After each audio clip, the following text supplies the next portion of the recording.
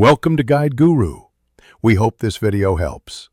You have prerequisites ready, API key in env, SDK present, and a sample endpoint chosen. First, craft a minimal request so you learn the shape of responses. This speeds debugging. Use a short timeout and explicit headers so you see auth errors quickly.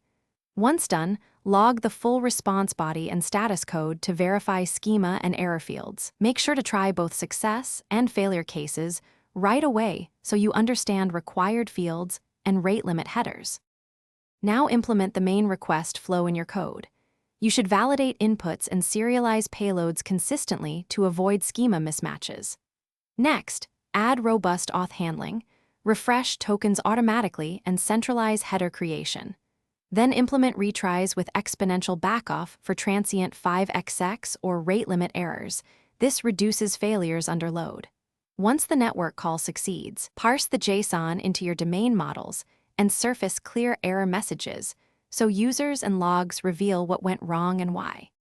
Finish by adding logging, metrics, and idempotency keys for operations that must not duplicate.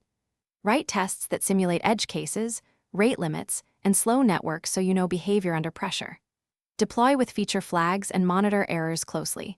Roll back quickly if needed.